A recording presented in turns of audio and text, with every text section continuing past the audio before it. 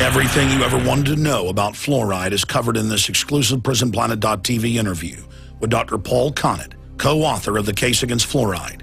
He covers the history of fluoridation, the collusion of major industries to put certified toxic waste into your drinking water, why the government agencies refuse to conduct scientific studies, and how he and others across North America are trying to end this barbaric practice. You will never look at tap water the same way again.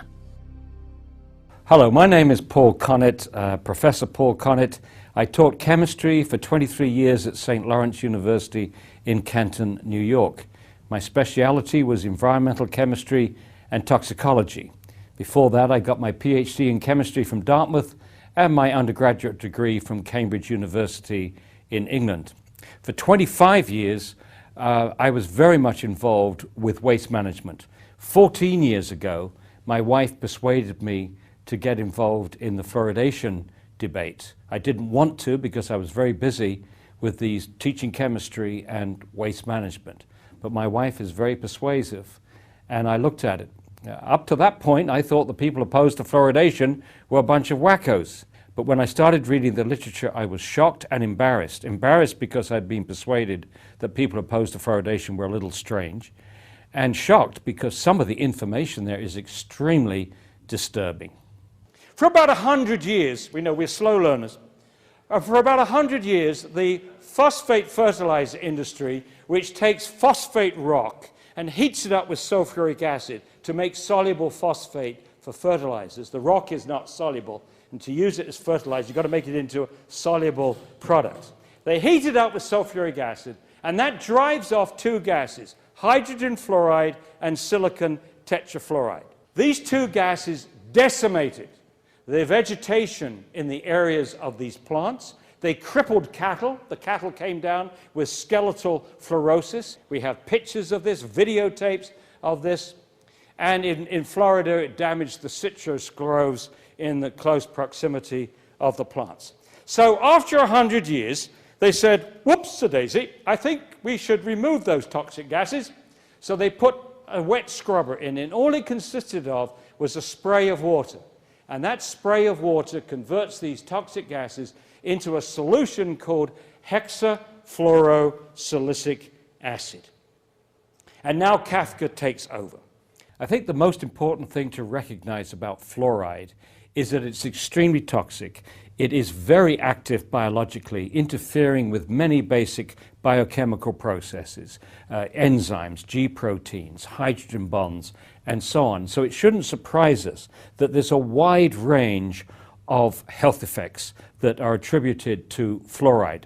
But the bottom line is that fluoride is extremely active biologically, that the first opponents of fluoridation going back to the 1950s were biochemists, including scientists like James Sumner, who won a Nobel Prize for enzyme chemistry.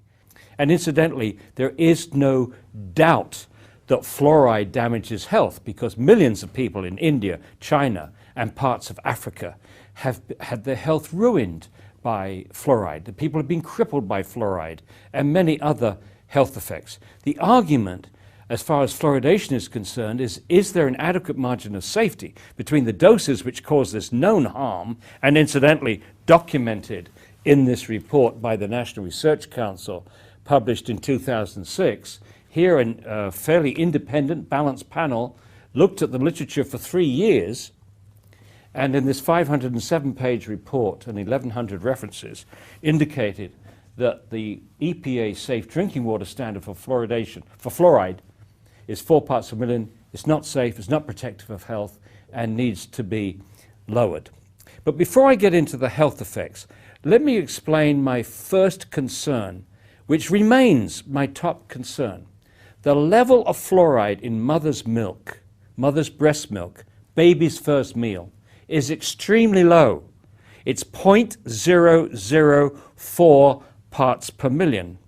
That means a bottle-fed baby in a fluoridated community in the United States, where we fluoridate the water at 1 part per million, is getting 250 times higher dose of fluoride than a breastfed baby. And that is extremely disturbing. This is a hazardous waste. No question about it. It's not only hexafluorosilicic, acid, but it's a lot of crap that Neil was talking about. It's got lead and arsenic and mercury and radioactive isotopes, maybe trace amounts. They can't dump that into the sea by international law. They can't dump it locally because it's too concentrated. But wait for it. If someone buys it from them, you take away the label hazardous waste, and it becomes a product. Becomes a product. And who's going to buy this stuff from them? Oh, our water department. So the water departments buy this hazardous waste, it becomes a product, and now they put it in our drinking water. And now, let me go through the list of health concerns. Some of them are more certain than others. Let me begin with the certain one. Dental fluorosis. Fluoride causes a discoloration, mottling of the tooth enamel. When this practice began in 1945, the promoters of fluoridation thought they could limit dental fluorosis to 10% of the children in its very mild form. And the very mild form has little specks of white, opaque patches on the cusp of the teeth, up to 25%. And they thought that only dentists would notice this, and was an acceptable trade-off with what they thought would be a lowering of tooth decay. Well, in November of 2010, the Center of Disease Control told us that children aged 12 to 15 in the United States, 41% of them now have dental fluorosis. And not only the very mild, but the mild, which impacts up to 50% of the tooth surface, moderate, which impacts up to 100% of the tooth surface, and severe, where you not only have the whole surface impacted, but indentations, chipping of the teeth, and so on. And 3.6% of children aged 12 to 15 in the United States have either moderate or severe dental fluorosis. So that trade-off between lowering tooth decay and producing dental fluorosis but holding it only to 10% clearly was a failure. We have 4 times more dental fluorosis as intended and as desired. Our attitude is that when you see this dental fluorosis, it means the child has been overexposed to fluoride, and the question is what other tissues have been affected. So let's start with the bone, because the teeth are a window into the bone. In fact, the teeth actually grow out of the jawbone, and by the time the permanent teeth have come out, the jawbone has been loaded up with fluoride. And so if you can see the damage to the growing tooth cells, what did the fluoride do to the growing bone cells during this 8, 9, 10 period? In fact, the first study that was published on this in '55 indicated that the children in the fluoridated community, which was Newburgh, New York, had twice as much cortical bone defects as the children in the non-fluoridated community. Now, the cortical bone is the outside layer of the bone, and that's the layer, it's a lamellar structure, and that part of the bone is meant to protect against fractures. And so the concern then is whether we're increasing bone fractures in children. Well, we had to wait until 2001 before someone investigated this, and the researchers in Mexico found a linear correlation. As the severity of dental fluorosis went up, meaning the amount of fluoride the child had been exposed to before the permanent teeth had erupted. As that went up, so did bone fractures in the children. And it was quite striking. When you go from no dental fluorosis to very mild dental fluorosis, it doubled. The bone fractures doubled. Very mild to mild, doubled again. Mild to moderate, doubled again. The next concern about bone is that the first symptoms of bone poisoning in an adult are just like arthritis, stiff joints, pains in the joints, pains in the bone. In the United States, we have 1 in 3 adults now with some form of arthritis. And if you ask a doctor what's causing it, they will say, well, we don't really know, but we think it's got something to do with aging.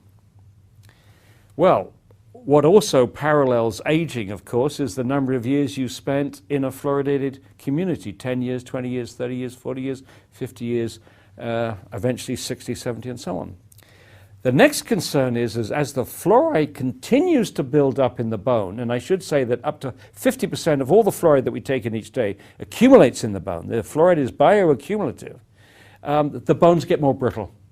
And another major concern is increased hip fractures in adults. A studies done in China, as documented in this National Research Council report, and we further elaborated in our book, The Case Against Fluoride, indicates that levels as low as 3 milligrams per day, that's 3 liters of fluoridated water per day, may increase hip fractures in the elderly. Now, my major concern is not the bones, although I think that's significant. My major concern is the brain, because when the baby is born, the blood-brain barrier is not fully formed.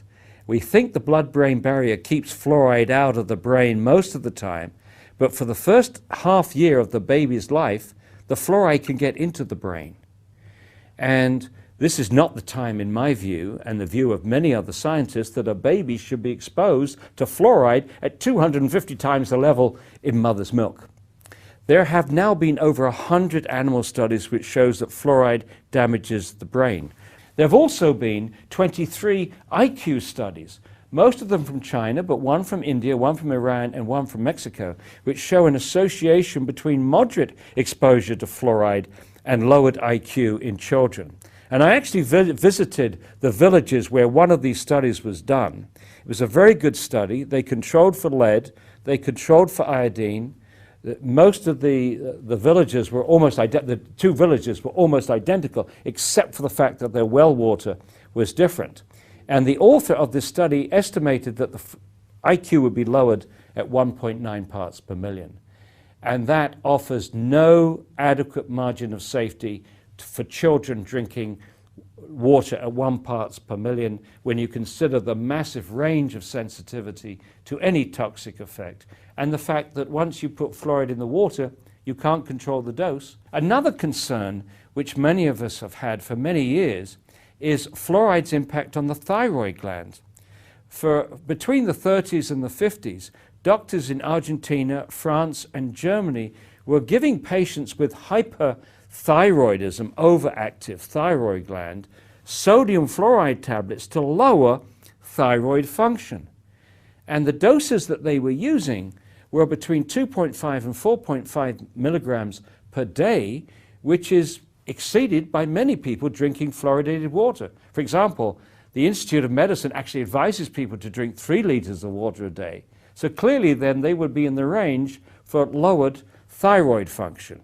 And once again, as in many of these other issues, the fluoridating countries, including the United States, are simply not doing the studies. They're not investigating to see if there's a relationship between fluoridation and lowered IQ, fluoridation and arthritis, fluoridation and hypothyroidism. Key health studies have not been done in fluoridated countries. If you don't look, you don't find. They would like to imply, because they don't see anything, there's nothing wrong, but if they're not looking, they won't find. You often hear the promoters say things like, oh, we've been doing this for 60 years, if there's any problem, we would know about it by now. Oh, no, you wouldn't, unless you were doing the studies. Another issue that came out in 1997 was a researcher in England found that fluoride accumulated in the human pineal gland. And the pineal gland is a little gland between the 2 parts of the brain, the 2 hemispheres of the brain. It's not protected by the blood-brain barrier. It has a high perfusion rate of blood, and it also is a calcifying tissue like the teeth and the bones. And so this researcher hypothesized that fluoride would be attracted to this tissue, this little gland, like a magnet. And sure enough, when she investigated, the average level of fluoride on these little calcium hydroxyapatite crystals was 9,000 parts per million, up to 21,000 parts per million, which means that this little gland has a higher concentration of fluoride than any other tissue in the body, including the bone. This researcher, Jennifer Luke, also did animal studies, and in the animal studies, she found that fluoride lowered the production of melatonin, the hormone that this little gland makes, and it incidentally